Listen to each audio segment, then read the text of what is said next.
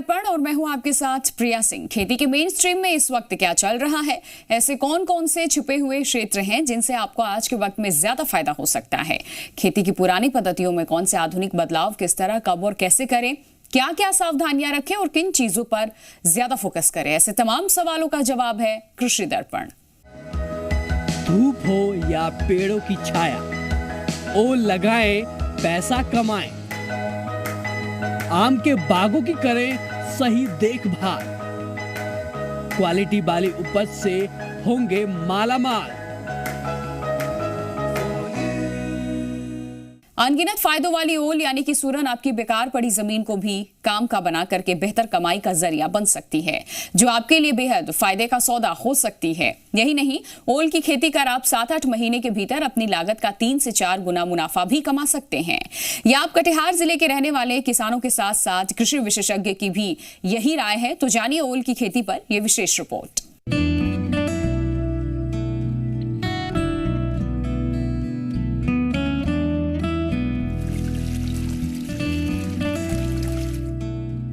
अनगिनत फायदों वाली सूरन यानी ओल आपकी बेकार पड़ी जमीन को भी काम का बनाकर बेहतर कमाई का जरिया बन सकती है, जो आपके लिए बेहद फायदे का सौदा साबित हो सकती है। यही नहीं, ओल की खेती कर आप 7-8 महीने के भीतर अपनी लागत का 4 गुना मुनाफा भी कमा सकते हैं। ऐसा हम यूं ही नहीं कह रहे हैं, बल्कि सालों से पुरानी फसलों को छोड़ इसकी खेती करने वाले किसानों का भी ऐसा मानना है। उन्हें आज का मेहनत में ओल यानी सूरन की खेती से अच्छा लाभ हो रहा है। ओल का खेती हम लोग बहुत दिनों पहले से भी कर रहे हैं और ये बहुत फायदेमंद खेती है। इसमें लेबर मजदूर का भी कॉस्ट बहुत कम लगता है और ये एक तरह से 6 महीना की पॉलिसी है। इसमें अगर 10,000 हम लगाते हैं तो 20 का जो है 100% की गारंटी देते कि मेरी वापसी 20 जरूर होगी 6 महीना की। प्रति हेक्टेयर अगर हम उत्पादन की बात करें, उत्पादकता की बात करें, तो जितना बीज आप किसान भाई लगाते हैं उससे 10 गुना उत्पादन होता है। अगर आपने 6 टन बीज लगाया है तो आपको 60 से 70 टन प्रति हेक्टेयर की दर से सूरन का उत्पादन प्राप्त होगा। इन किसानों से ओल की खेती से लाभ को सुनकर अगर आपका भी मन सूरन की खेती करने का हो रहा है, तो इसकी खेती की तकनीक जानना आपके लिए बेहद जरूरी है। तभी जाकर कहीं आपको इस फसल से लाखों की आमदनी होगी।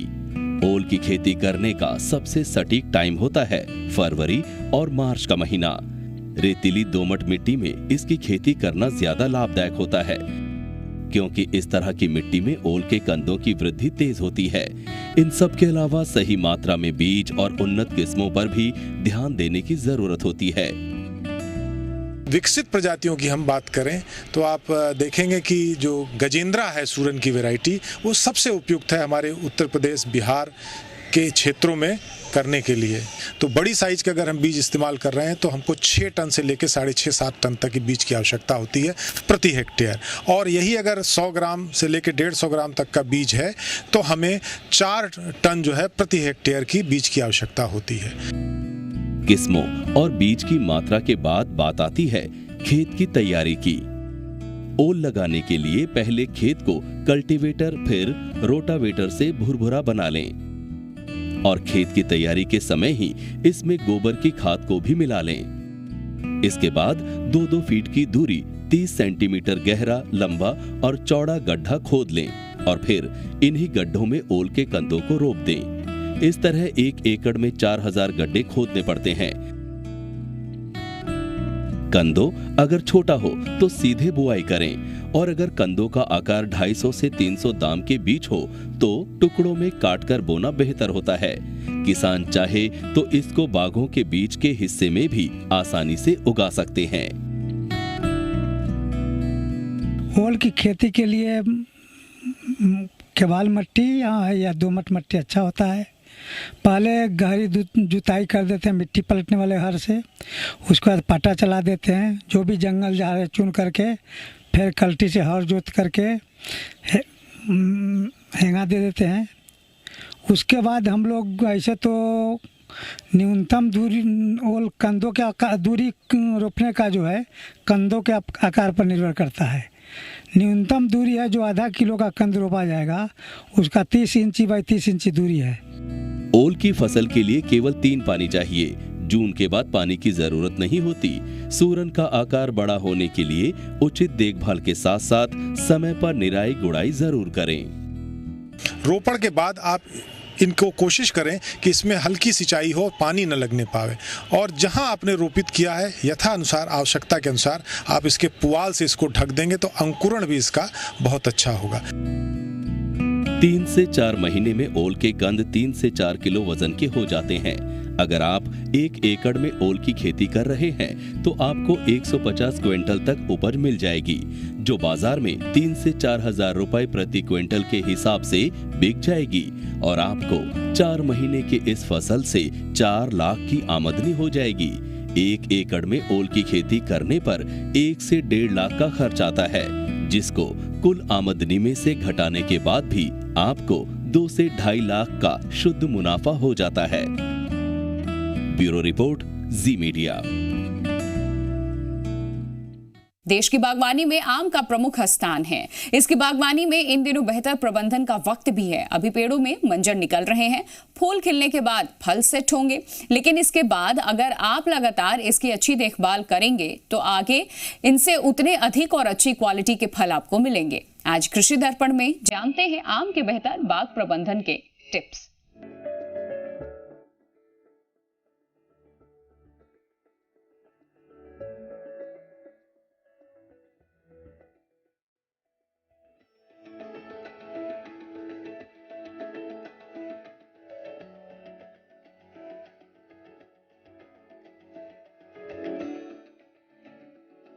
देश में बड़े पैमाने पर आम की बागवानी की जाती है। आम की क्वालिटी उपज के लिए ये समय काफी महत्वपूर्ण है, क्योंकि मंजर निकलने से लेकर फल आने तक की अवस्था बेहद संवेदनशील होती है। अपने बगीचे में ऐसा प्रबंधन करें ताकि आपको बम्पर फसल के साथ ही बेहतरीन क्वालिटी भी मिल सके। आमतौर पर देखा गया है कि अगर हम बाग का प्रबंधन अच्छे से नहीं कर पाते तभी फलों की क्वालिटी बिगड़ती है। इसके लिए कुछ तकनीकी जानकारी भी जरूरी है। फल चमकदार हो, उनका आकार बड़ा हो, इसके लिए अभी से तैयारी शुरू कर दें। परागन खिलने से पहले किसान इसमें जिंक सल्फेट का 3% छिड़काव कर देंगे तो इससे भी वो फ्रूट सेट फल को लगने में आपको सहायक होता है। जब बौर खिल जाए या 50% तक फूल आ जाए तब दवाओं का प्रयोग नहीं करना चाहिए, नहीं तो फायदे की जगह नुकसान की आशंका रहती है। जब फल सरसों के दाने के बराबर दिख रहे हों तभी कीट रोगों से बचाव का इंतजाम करें। किसानों को इसमें फेरोमोन ट्रैप लगा देना चाहिए। ये मंजर खुला हुआ है और इसमें से कुछ मंजर है जो नहीं खिले हैं, इस पर हम छिड़काव आसानी से कर सकते हैं। इस पर छिड़काव नहीं करना चाहिए। इससे बढ़िया है कि 15 दिन पहले, इसको निकलने से पहले, खिलने से पहले किसान इस पर कीटनाशक और फफूंदनाशक का प्रयोग कर दें। और फफूंदनाशक का प्रयोग कर देते हैं और आवश्यकता पड़ती है तो इसको 15 दिनों पर पुनः एक बार कर दें, ताकि इसको ज़्यादा से ज़्यादा इसको बचाया जा सके कीटों से और फफूंद से। आम की बागवानी में पेड़ों को रस चूसने वाले कीट बहुत नुकसान पहुंचाते हैं। अगर कीट नहीं भी दिख रहे हों तो भी प्रिकॉशन के तहत बचाव जरूरी है। कीटों से बचाव के लिए अभी से सावधानी रखें, जिसके लिए सुनिए एक्सपर्ट की राय।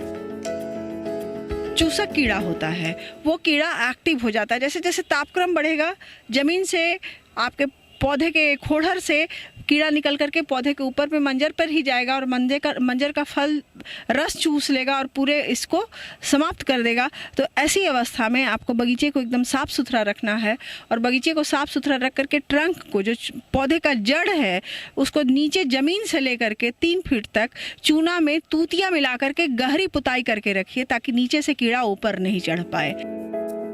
आम की बागवानी में सिंचाई का अहम स्थान है, लेकिन ये सावधानी जरूर रखनी चाहिए कि पेड़ों के फ्लावरिंग स्टेज के टाइम पर सिंचाई या पटवन नहीं करना चाहिए।